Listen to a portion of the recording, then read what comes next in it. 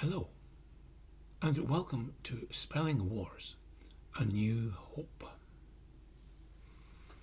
My name is Norman Patterson. I'd like to begin by saying thank you to Dr. David Walters for producing this collection of talks, and to you, the listener, for taking the time to actually listen to what we have to say. A few words about me. I live in Scotland, and my doctorate is not in linguistics, it's in computer science. However, I have studied linguistics at university, but that was mostly phonology rather than spelling. I've also spent several years living and working in Italy and in Germany, and I've spent a fair amount of time in other European countries, so I'm familiar with European languages and differences and the different approaches that they take to spelling and pronunciation and so on.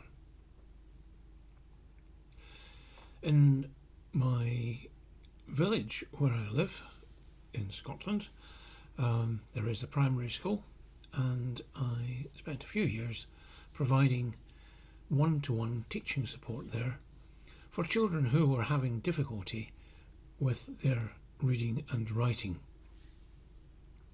So I had close-up experience of just the problems that children have with the spelling system that we have at the moment.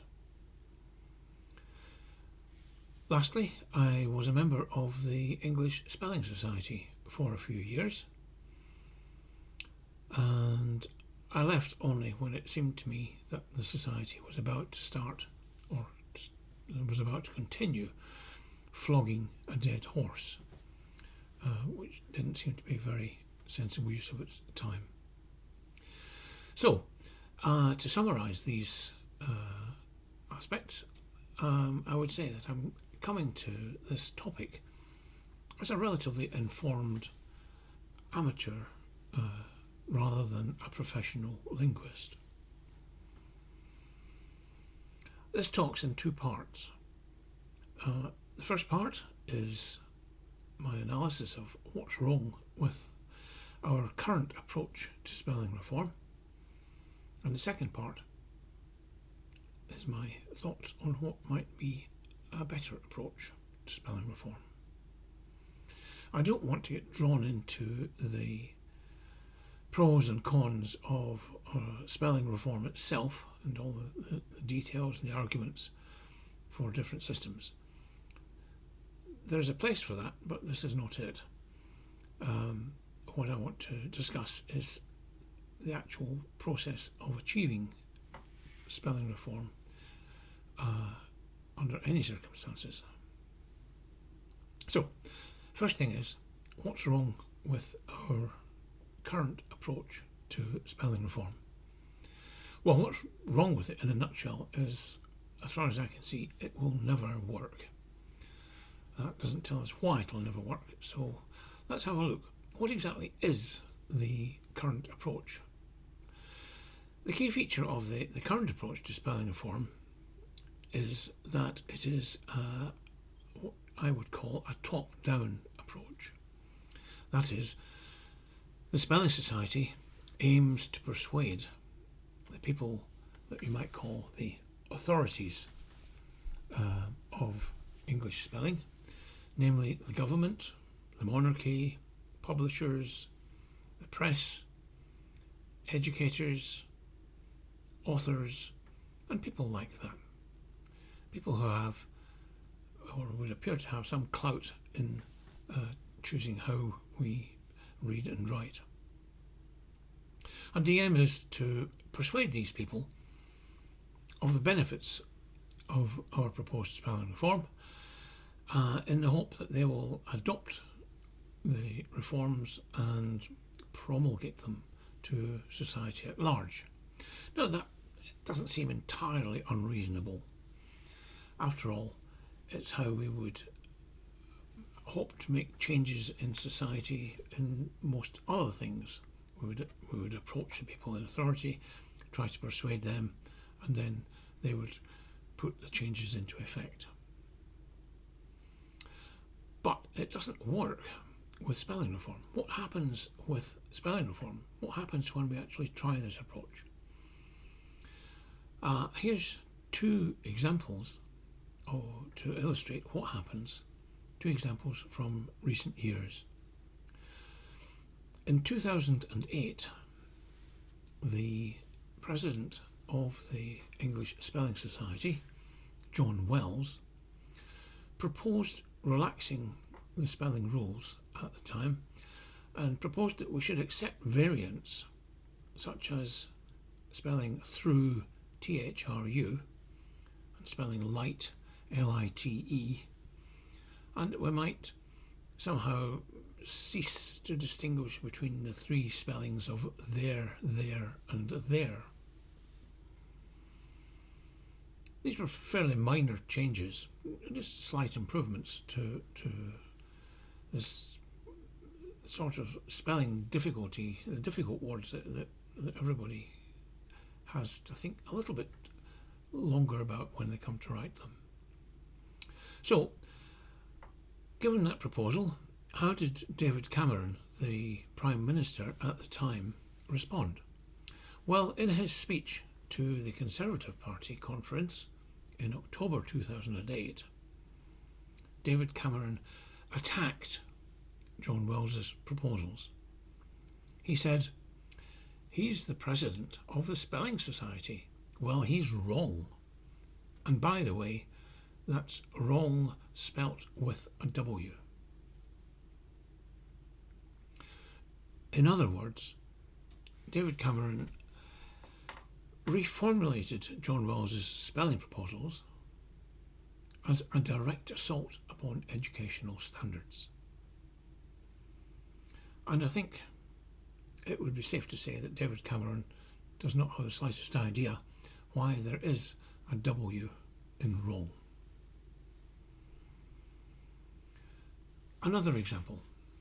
In 2021, the University of Hull proposed that students who are taking exams would not be marked down for poor spelling, poor grammar, or poor punctuation. The response from the university's minister at the time, Michelle Donnellan, was that this was, quote, dumbing down standards. Now, these are typical reactions. They really don't stand up to any scrutiny. And if you want to see why they don't stand up, then I would say go to the English Spelling Society website and have a look at the FAQs, where the common objections to spelling reform are presented, and it's explained exactly what's wrong with these objections. And yet, given that, I have to say that Cameron and Donnellan were, in a sense, quite right to do what they did, or to react the way they did. I say that not because I agree with them. I don't agree with them. But because if they had tried to adopt the proposals for reform, then they themselves would have been attacked in exactly the same way. For example, by the reactionary press. So they were sensible to defend themselves in advance, to ward off possible attack from the people who would start to make fun of them as spelling reformers. The thing is, it's very easy to attack spelling reformers. If someone spells a word in a non-standard way, they open themselves to ridicule. Just imagine if David Cameron had published some important government document with reformed spelling. The document, whatever it was trying to do, would be lost in the noise of David Cameron being torn to shreds for being unable to spell. Now, what we have to ask is, why do we have this reaction with spelling reform, proposals for spelling reform, but not, for example, with proposals for transport reform or almost any other kind of reform that you might think of? And the reason is that there are no authorities in charge of English spelling. Anybody can spell whatever they like, however they like, and there's no law against it. What about dictionaries, I hear you say? Don't they tell us how to spell? No, they don't tell us how to spell. Dictionaries tell us how we do spell, but they don't tell us how we ought to spell. They record what happens, but they don't control it. It's just in the same way as the Met Office records the weather, but it doesn't control the weather. So, if you want to spell cat, K-A-T, go for it. There's nothing that can be done to prevent you from doing that. In fact, if you wanted to spell cat, D-O-G, but to insist that these letters are pronounced cat, you could go for that as well. I have to make myself quite clear at this point, for my own safety, that I am not suggesting that you should spell cat with the letters D-O-G. I'm just saying you can't be arrested for doing so. But there would be consequences. What would happen if you did decide to spell cat D-O-G?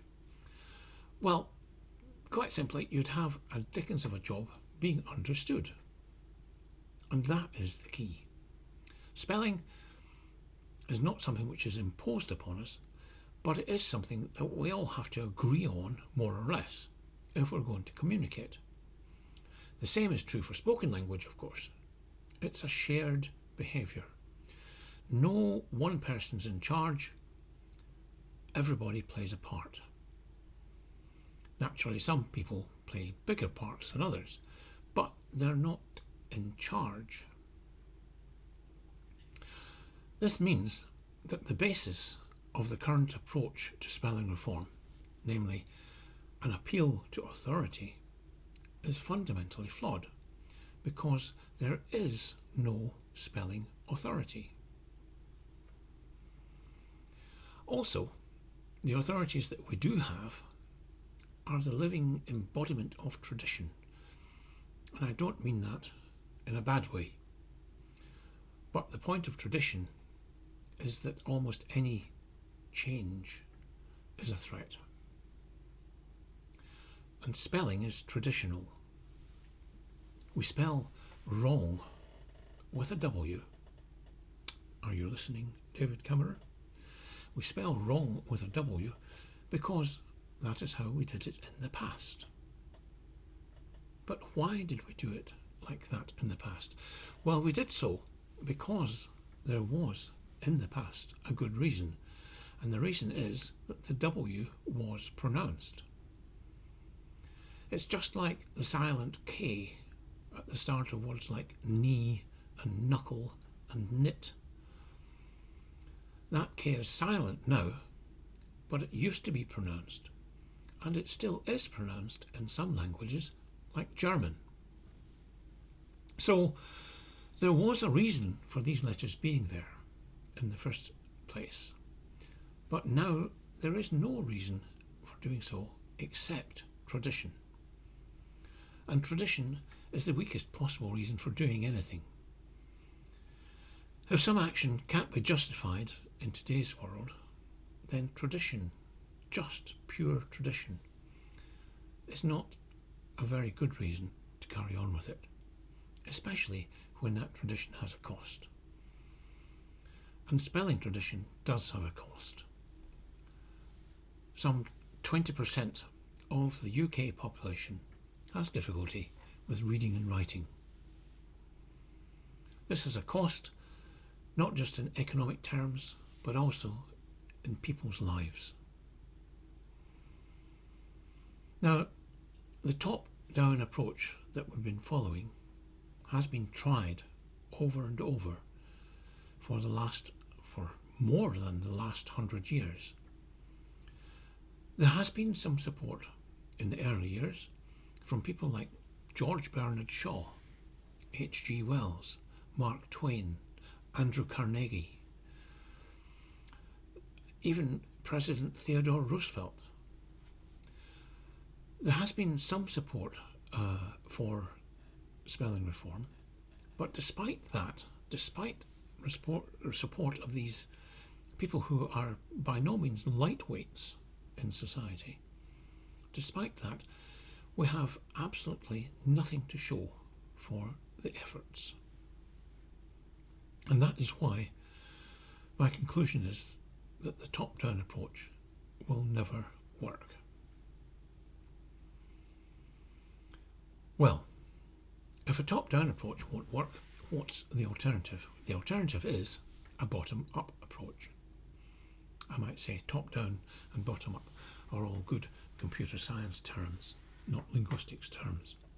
Anyway, bottom-up sounds a bit rude possibly, but what it means is it's a grassroots approach, a mass movement. Now, I'll give you a couple of examples of mass movements just so that you can see how they differ from a top-down approach. My favourite example of a mass movement is the growth of the World Wide Web. That started out as a way for physics researchers in CERN in Geneva to post their research papers and to refer to each other's research papers by clicking on links in the text.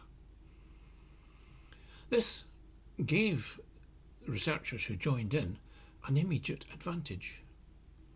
Your paper would be easily accessible to other researchers, and you would be able to see other researchers' papers just as easily online.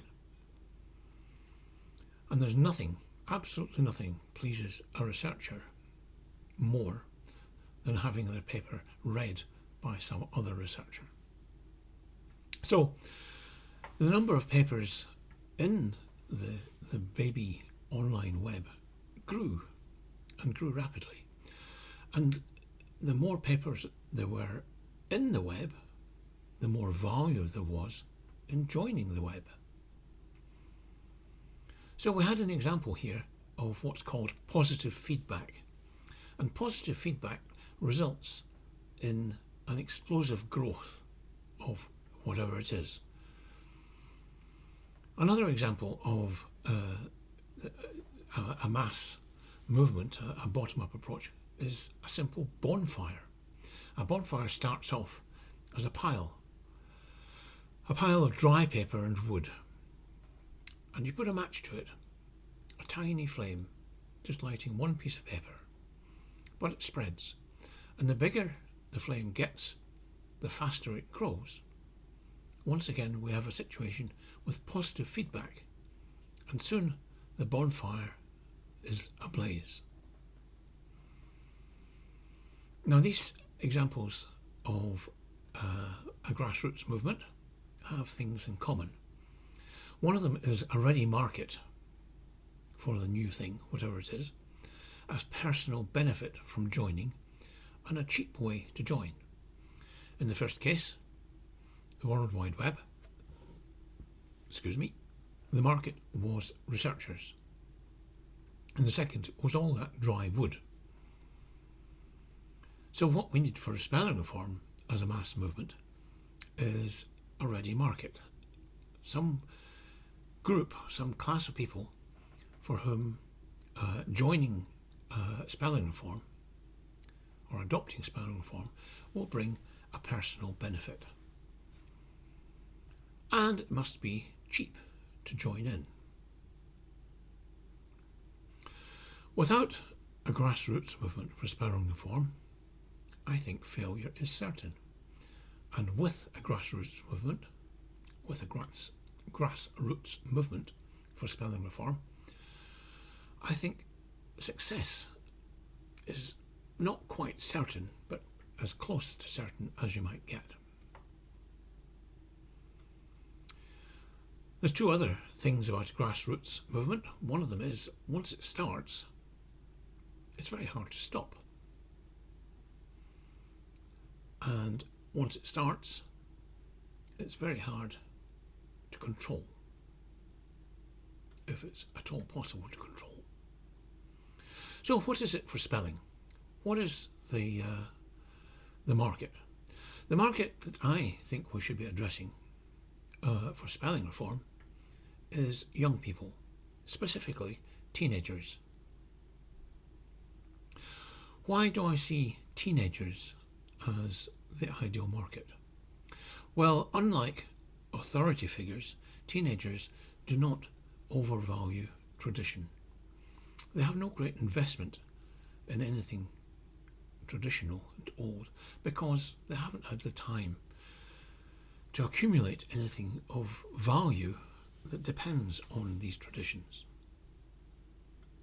Secondly, teenagers are naturally rebellious. They naturally are keen to find ways to show their independence and their differences from the establishment. It's quite normal for teenagers to adopt new ways of speaking and communicating with their peers. Teenagers are also just as literate as any other group. But more to the point, they are generally speaking tech savvy and used to communicating with one another by text. Lastly, if teenagers were to adopt a new spelling scheme and start communicating with each other with a radically different way of spelling, they would, of course, be attacked by the establishment. But guess what? Teenagers are attacked every day for their behaviour. So being attacked for their spelling is going to be water off a duck's back. Nothing new there. In short, teenagers are a powerful force for change who have nothing to lose. That's why they are the ideal market for spelling reform. How should the Spelling Society mobilise this force? Well, it's the usual story. First of all, we have to produce a suitable spelling system. Now, we've done this many times, but I think that if we're changing the people that we're aiming at, then what counts as a good spelling system also changes. So we should not try to be timidly as similar as possible to traditional spelling for fear of alienating people. Instead, we should be quite radical and look for a spelling system that is different and new and requires no more than perhaps one page of explanation. It should ideally be possible to read it without having read any explanation at all. It should be available online, and there should be automatic translation systems so that a touch of a button will switch between traditional English spelling and this new spelling, which as yet has got no new name. Once we've got these things, we introduce it to the world through social media. And when I say the world, I'm including not just the UK, I'm talking about the English-speaking world. And that includes, for example, those who use English as a foreign language. Their life ought to be made a lot easier by having some kind of a rational spelling system. Finally, having done that, the Society should let go and stand back. That's because this movement, if it is a movement, will not be possible to control. To begin with, the new spelling system would be only used by teenagers, texting to one another. As time passed, it would find its way into web-based publications and then into paper print. Over time, the genuine benefits, and there would be genuine benefits, would become apparent to all. So, the question that remains, the only question is the English Spelling Society capable of carrying out such a strategy? Over to you. Thank you for listening.